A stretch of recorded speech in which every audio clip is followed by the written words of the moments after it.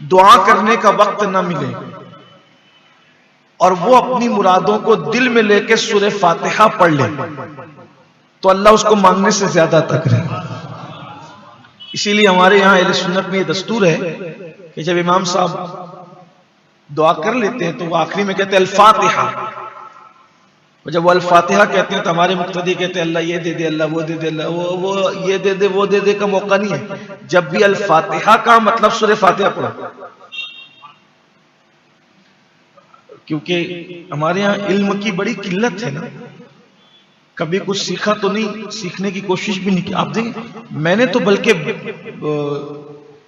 कभी कभी अल फातिहा कहने वाले को भी देखा कि उसने अल फातिहा कर वो भी खुद वो कह रहा है अल फातिहा का जब कहा तो मतलब सूरह फातिहा पढ़ी। बहरहाल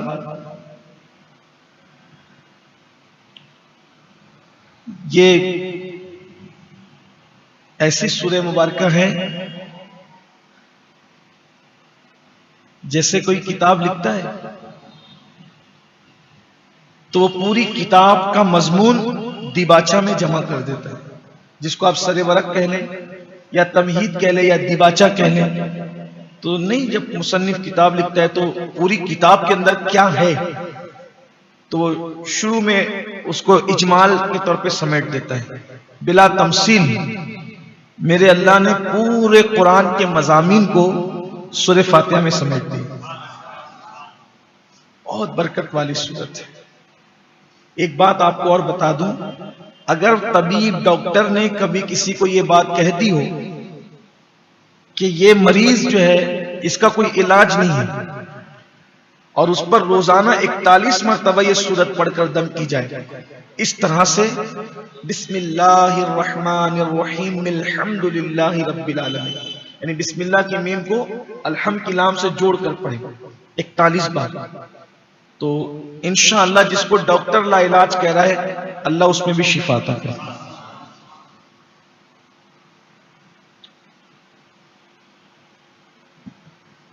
आगाज होता है अल्हम्दुलिल्लाहि रब्बिल आलमीन, सब खूबियां अल्लाह को है जो मालिक के सारे जहां है।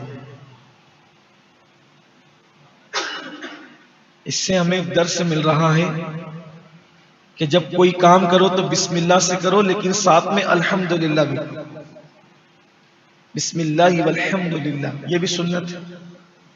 किसी भी काम का आगाज बिस्मिल्लाह के साथ अल्लाह की हम्द से,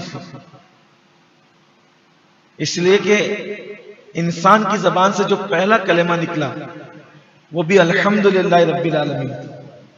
हजरत आदम अलैहिस्सलाम का जब मुजस्समा बनाया अल्लाह ने, आपने सुना उसको, अभी पहले पारे पूरी दास्तान है, उसकी तरफ में नहीं जाऊंगा। पिछले दुरूस जो आप बरसों से सुनते आ रहे हैं उसमें शायद वो पेश कर दिया गया है, लेकिन यहां जब अल्लाह ने आदम अलैहिस्सलाम का मुजस्समा बनाया तो अल्लाह रब्बुल इज्जत ने आदम अलैहिस्सलाम के जिस्म में रूह डाली, तो वो रूह जो है वो पहले नाक में गई, रूह नाक में गई तो हजरत आदम अलैहिस्सलाम को छींक आई। कभी आप गौर करना, नाक में कोई चीज जाती है तो छींक आती है।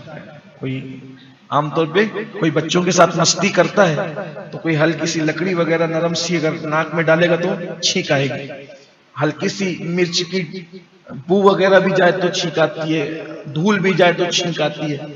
तो रूह गई आदम अलैहिस्सलाम की नाक के जरिए से, रूह नाक के जरिए से गई तो आपको छींक आई। तो छींक आई तो आपने पहला कलेमा जो अपनी जबान से अदा किया होगा अल्हम्दुलिल्लाह रब्बिल आलमीन। और जो बंदा अल्हम्दुलिल्लाह रब्बिल आलमीन कहता है गोया उसने अल्लाह रब्बुल इज्जत की तारीफ कर दी। हर एतबार से हम अल्लाह की तारीफ का हक अदा नहीं कर सकते, लेकिन अल्हम्दुलिल्लाह रब्बिल आलमीन कह दिया मतलब अल्लाह की तारीफ आपने कर दी। तो सारी खूबियां अल्लाह की। इससे यह भी आपको पता चलना चाहिए, कायनात में किसी की भी आप तारीफ करें वो दरअसल तारीफ अल्लाह ही की है। ये बात याद रखें, किसी की भी आप तारीफ, ये तो बहुत खूबसूरत है, इसकी नाक बहुत अच्छी है, इसकी आंख बहुत अच्छी है, इसका चलने का स्टाइल बहुत अच्छा है, इसका लाइफ स्टाइल बहुत अच्छा है। ये सब खूबियां, तारीफ किसकी हो रही है? इनडायरेक्ट अल्लाह की तारीफ। क्यों? चलने का स्टाइल अच्छा है, तो चला कौन रहा है? बोलने का अंदाज बहुत अच्छा है, तो बुलवा कौन रहा है? नाक बड़ी खूबसूरत है, बनाई किसने? आंख बड़ी हसीन है, बनाई किसने? लब इसके बड़े सुर्ख है, बनाया किसने उसे? बाल बड़े नरम है, बनाया किसने? सारी खूबियां उसी की। इसलिए कि जो बना है, बड़ी से बड़ी चीज से लेकर छोटी से छोटी चीज तक सब बनाने वाला अल्लाह है, और सब खूबियां उसी को। यहां आपको एक बात कहना चाहता हूं, मुसलमान अपने अल्लाह से बहुत दूर हो गए, बहुत दूर। उसको दोस्तों पर जितना भरोसा है, उतना भी भरोसा उसको अपने अल्लाह पर नहीं। अभी कुरान शरीफ में एक आयत आई थी, आपने गौर किया होगा कि अल्लाह पाक फरमाता है कुरान शरीफ में दूसरे पारे में कि मेरे बंदे मेरे बारे में आपसे पूछते हैं,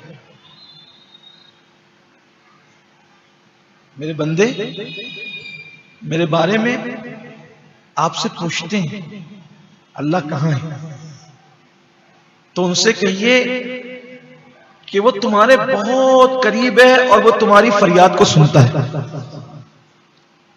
यकीन जाने अगर कुरान हम समझने लगे तो इन आयतों के आने पर आपकी आंखें छलक पड़े। वो पढ़ने वाले जो लोग रोते थे ना, पहले पढ़ करके सुन करके रोते थे, वजह ये थी कि वो कुरान समझते थे, हम समझ नहीं पाते। बहरहाल उसकी बरकतें तो सुनने की भी हमें मिलती है, अल्लाह तौफीक अता फरमाए। तो हमारा जो अल्लाह है, जिसको हम अल्लाह कहते हैं, इलाह कहते हैं, रब कहते हैं, हर खूबी उसी के लिए है, और वो तमाम आलमीन का पालने वाला है। वो सबको पाल रहा है, सबको रिस्क दे रहा है, सबको वो सांसें दे रहा है, हवा दे रहा है, पाल रहा है, पालने वाला है। अच्छा, जब कोई किसी को पालता है तो पालने वाले का पालने के पीछे एक मकसद होता है। जैसे मजाजी मानों में तो लेकिन तो बकरियां हम पालते हैं, बकरी पालने का कोई मकसद है कि दूध निचोड़े उससे। मुर्गियां पालते हैं, अंडे हासिल करें या बिजनेस करें। हम अपनी औलाद को भी पालते हैं, तो नियत ये होती है कि बड़े हो जाएंगे तो काम आएंगे, कोई ना कोई मकसद है, लालच है। तो अब एक सवाल पैदा होता है कि अल्लाह सबको पाल रहा है, तो पालने के पीछे उसका क्या मकसद है? तो बेनियाज है। बाप औलाद को पाल रहा है तो कहीं बुढ़ापे में काम आए, माँ पाल दी तो बुढ़ापे में काम आए, बड़ा हो जाए, जवान हो जाए तो मेरी मदद करे, तो वो तो बेनियाज है, वो क्यों पाल रहा है? तो आगे जवाब दिया, अर्रहमान अर्रहीम, किसी मकसद से नहीं पाल रहे, वो मेहरबान है इसलिए अपनी मेहरबानी से तुम्हें पाल रहा है। वो शान करीमी से और शान रहीमी से पाल रहा है। और रहमान का मतलब होता है बहुत ज्यादा मेहरबान, बहुत मेहरबान, उसकी तरह कोई मेहरबान नहीं। इसीलिए बंदों में कोई रहमान नहीं हो सकता। आप किसी इंसानों में किसी को रहमान, कुछ लोग लाइल्मी की बुनियाद पर जिन लोगों का नाम अब्दुल रहमान होता है उसको रहमान रहमान कहते हैं। ये गुनाह है, रहमान नहीं कह सकते, अब्दुल रहमान का बहुत सख्ती है इस पर, क्योंकि रहमान का मतलब होता है बहुत मेहरबान, यानी जिसकी मेहरबानी की कोई हद ही नहीं है उसको कहते हैं रहमान। आपको बताऊं बेहद मेहरबानी क्या है? अगर कोई बेटा अपने बाप से बगावत कर दे, बेटा, तो बाप क्या कहता है? निकल, चल निकल घर से। सही है, खाना पीना सब बंद, ठीक। दुनिया के करोड़ों लोग उससे बगावत कर रहे हैं, यानी कि उसको छोड़कर कोई दरख्त की इबादत कर रहा है, कोई नदी की इबादत कर रहा है, कोई पत्थर की इबादत कर रहा है, लेकिन उसकी शान रहमानी तो देखो, जो बागी हैं उनको भी रिस्क दे रहा है, जैसे वफादारों को दे रहा है बागियों को भी दे रहा है। उसकी हद है कोई? इंसान अपनी औलाद की रोजी रोटी बंद कर देता है जो उसके इख्तियार में, अगर वो बगावत कर दे तो लोग अखबार में दे देते हैं, फला मेरा बेटा नहीं है, वो इसके बारे में मुझसे कोई कांटेक्ट नहीं करना है। वो शराबी हो गया, ये हो गया, वो वगैरह वगैरह, लेकिन उसकी शान तो देखो। अरे हद तो ये है कि जिन लोग, अच्छा जो लोग दूसरों को खुदा बना के इबादत करते हैं उनको तो दे ही रहे, वो तो उनको भी देता है जो अपने आप को भी खुदा कहते हैं। बोलो फिरौन को खिलाता था कि नहीं खिलाता? नमरूद को खिलाया कि नहीं खिलाया? आज भी देखो कितने बड़े बड़े मगरूरों को पाल रहा है, अगर वो ना पाले तो वो खा ना सके। तो वो रहमान है और रहीम। अच्छा कोई रहीम हो सकता, मतलब रहमत वाला, बल्कि हुजूर का भी एक नाम है रहीम। कुरान में कहा है कि रऊफुर रहीम, उनको रऊफ भी कहा और रहीम भी कहा। लेकिन वहां भी बेहतर है कि आम इंसानों को डायरेक्ट रहीम ना कहें, अब्दुल रहीम कहा करें। लेकिन अगर रहीम कह भी दे तो कोई गुनाह नहीं है, कोई हुक्म सख्त नहीं है, क्योंकि कुरान ने भी कहा रहमाउ बैनहुम, कि वो आपस में एक दूसरे के साथ रहीम है, रहम करने वाले, रहमत का बर्ताव करने। अब रहमान और रहीम सुनकर कोई हद से आगे ना बढ़ जाए कि भाई वो बहुत मेहरबान है, रहमत वाला है, तब चलो जिना करो, शराब पियो, हराम खाओ, बगावत करो, जो जी मैं कहो। तो देखो फौरन कंट्रोल भी अब किया, कहा मालिक यौमिद्दीन, वो हिसाब लेने वाला, जिस जो दिन जजा का दिन होगा, हिसाब का दिन होगा, वो उसका मालिक भी है, यानी फिर हिसाब भी ले। यानी ये नहीं कि शान करीमी और रहीमी सुनकर आप तुम बिगड़ने लगो, आवारगी की राह पे जाओ, ना ना ना, फौरन कंट्रोल भी किया जा रहा है। और रोज जजा का मालिक, यानी वो हिसाब लेगा, तो उससे डरते भी रहो। और आप सोचेंगे कि भाई रोजे जजा का मालिक है, तो आखिर ये क्या शान है? तो ये बिल्कुल ऐसे ही है, अल्लाह अकबर, कि आज के दिन, गुजरे हुए कल में भी और आज में भी और आने वाले कल में भी, हर इंसान किसी न किसी चीज का मालिक। जैसे मजाजी तौर पर ही सही, आप अपने कपड़ों के मालिक हैं, आप अपने कारोबार के मालिक हैं, आप अपने घर के मालिक हैं, जमीन के मालिक हैं, जायदाद के मालिक हैं, मोबाइल के मालिक हैं, कार के मालिक हैं। लेकिन जब रोजे जजा का दिन होगा, उस दिन किसी के पास कोई मिल्कियत नहीं है। इसीलिए तो बड़े बड़े बादशाहों को सबको मार डालेगा, सब मर जाए, फरिश्तों को ही मार डालेगा, हत्ता कि जिसकी सूर की आवाज से सब मर जाएंगे। तो अल्लाह ताला फरमाएगा कि सब मर गए, तो जनाब इसराफिल कहेंगे सारे इंसान मर गए, लेकिन ये फरिश्ते बाकी है, अब फूंक, सूर फूंक। तो फरमाया सब मर गए, कहा सब फरिश्ते मर गए, सब पर मौत तारी, फरिश्तों भी मौत तारी गई, लेकिन अभी जिब्रील और मिकाइल और मैं बाकी हूं। अल्लाह फरमाएगा फूंक, सूर फूंक। तो सूर फूंकी, फिर फूकेंगे तो कहा अब जिब्रील और मिकाइल ने भी मौत का मजा चख लिया। तो फिर कहेगा अब कौन है? कहा मैं बचाऊंगा, तू भी मर जा। तो जनाबे इसराफिल जो सूर फूंकने वाले, वो भी मर जाए, उन पे भी मौत तारी हो, अब कोई नहीं बचेगा। तो फिर पूछेगा लेमनिल मुल्क, आज किसकी बादशाह? खुद ही पूछेगा। ये अपना अल्लाह है, ये अपना इलाह है। देखो बिन मांगे अल्लाह ने आपको और मुझे वो मजहब दिया है जिसने माबूद हक का पता बताया। हुजूर का सबसे बड़ा एहसान हम पर यह है कि अल्लाह के रसूल अलैहिस्सलाम ने हमारा हाथ पकड़कर हमें वादहू ला शरीक की चौखट पे पहुंचा दिया। ये सबसे बड़ा एहसान है उनका। इस एहसान का बदला कुछ नहीं दे सकते उनको, कोई कुछ नहीं हो सकता।